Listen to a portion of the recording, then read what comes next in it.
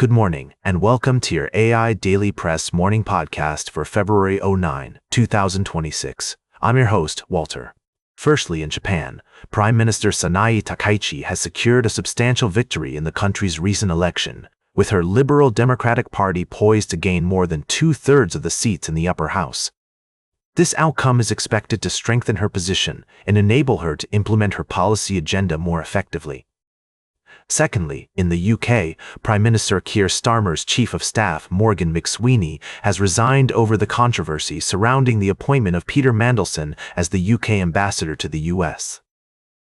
The decision has sparked widespread criticism due to Mandelson's ties to convicted sex offender Jeffrey Epstein. Lastly, in Thailand, attention turns to the formation of a new government after the recent election results. Prime Minister Newton has not commented on the composition of his future cabinet, but it is expected that he will face significant challenges in addressing the country's economic and social woes while navigating the complex web of alliances and rivalries within Thai politics. These stories are developing, and we will continue to bring you updates as more information becomes available. Now for the latest in social and cultural news, here is Barbara Waters. Walter. And then she'll know what's right now. Good morning, I'm Barbara. We have three significant developments to share with you. Firstly, in Iran, prominent human rights activist Narges Mohammadi has been sentenced to prison for her activism, sparking international condemnation and calls for her release. The United Nations High Commissioner for Human Rights and the European Union have both expressed deep concern over her sentence, highlighting the risks faced by dissidents in Iran. Secondly, Israeli President Isaac Herzog's visit to Australia has sparked controversy and security concerns. Protests are planned in Sydney, with organizers calling for an end to what they describe as Israel's genocide in Gaza. The Australian government has urged calm and respect for all parties involved, while also emphasizing its commitment to maintaining public safety and order. Lastly, in Venezuela, opposition leader Juan Pablo Guanipa has been released from prison after spending over 8 months in custody. This move is seen as a positive step towards addressing the country's human rights concerns and meeting the demands of the opposition and international community. The release of Guanipa and other opposition members is a significant step towards reconciliation and democracy in Venezuela, but much work remains to be done to address the country's deep-seated political and economic challenges. We'll continue to follow these stories and provide updates as more information becomes available. Now for the latest in business and finance, here is Louis Riskweiser. Thank you, Barbara. Over the past few days, we've delved into various topics, including the world of news and current events, where we emphasize the importance of thoughtful analysis and avoiding sensationalism. We also explored the recently announced India-US trade deal, which has sent ripples through different sectors, including the seafood industry and Indian equities markets. Most recently, we examined the fascinating world of artificial intelligence stocks, focusing on two intriguing, now for the latest in science and technology. Here is Carl Starman. Thank you, Louis. Firstly, SpaceX has announced plans to prioritize the development of a self-growing city on the moon, leveraging the lunar surface as a testing ground for technological and logistical challenges. This ambitious project aims to secure the future of civilization and drive innovation in space exploration.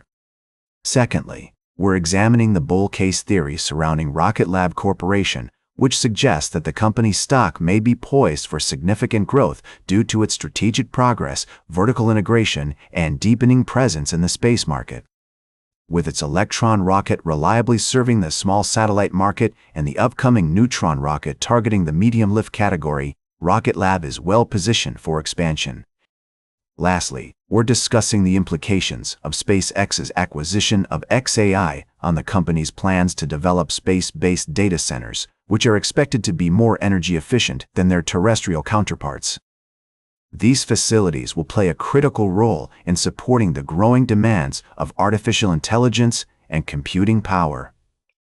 These stories demonstrate the rapid evolution of the space industry, with private enterprises like SpaceX and Rocket Lab driving innovation and pushing the boundaries of what's possible. We'll continue to explore these developments and provide insights on the intersection of technology, innovation, and investment in our ongoing series. Now, for the latest in sports, here is Howard Closewell. Thank you, Carl. In our latest sports analysis, we've been discussing the recent Super Bowl LX win by the Seattle Seahawks, where they defeated the New England Patriots 7-6 in a defensive showdown. The Seahawks' Kenneth Walker III was named MVP, and quarterback Sam Darnold proved himself to be a force to be reckoned with. As we look ahead to next season, the odds are already out for Super Bowl LXI. According to DraftKings Sportsbook, the Seattle Seahawks and the Los Angeles Rams are favored to make it to the NFC Championship game and beyond, with the Seahawks at plus 600 and the Rams at plus 700 to win Super Bowl LXI. Other top contenders include the Bills, Eagles, Patriots, and Ravens, while the Kansas City Chiefs and Denver Broncos face uncertainty due to injured quarterbacks Patrick Mahomes and Bo Nix.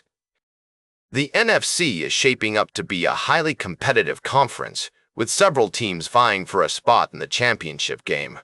We'll continue to bring you updates and analysis on these developing storylines throughout the day. For now, it's time to celebrate with the Seattle Seahawks and their fans, who are undoubtedly thrilled with their team's historic win. Tell it like it is.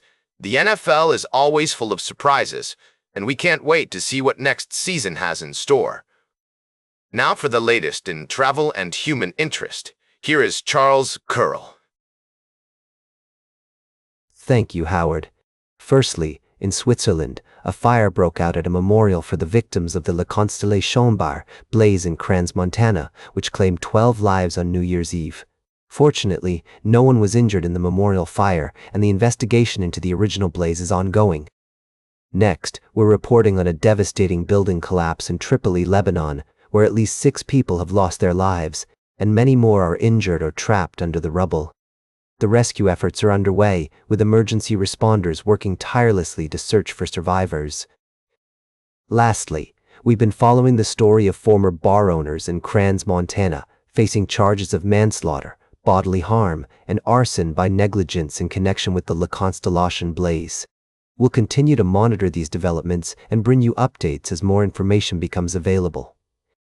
As we share these stories, we're reminded of the importance of community solidarity and support in the face of tragedy. We honor the memories of those who were lost and appreciate the simple things that bring us joy and remind us of our shared humanity.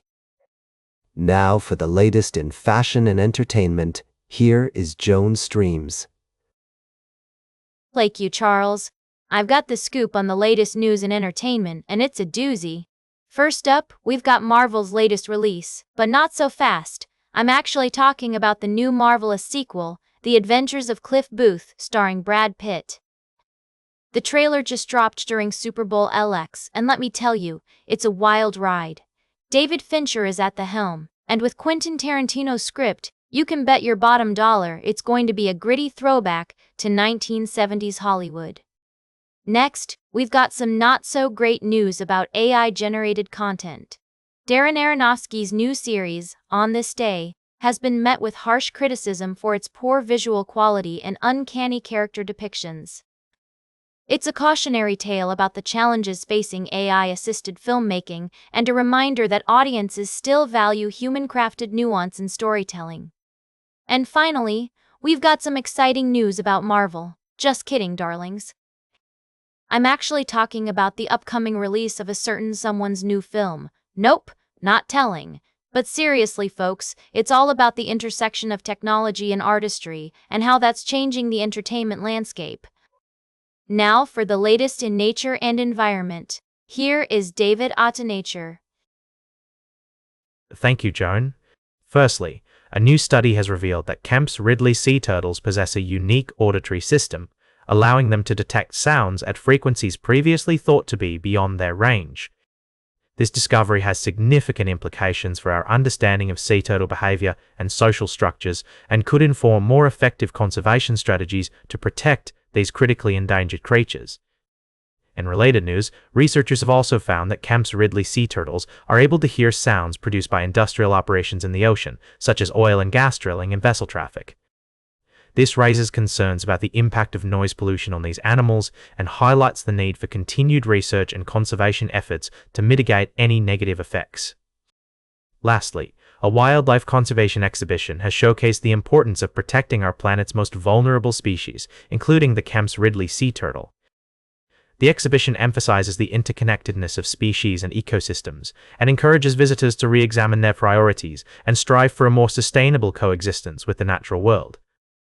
These stories remind us that even small discoveries can have a significant impact on our understanding of the natural world and our responsibility to protect it.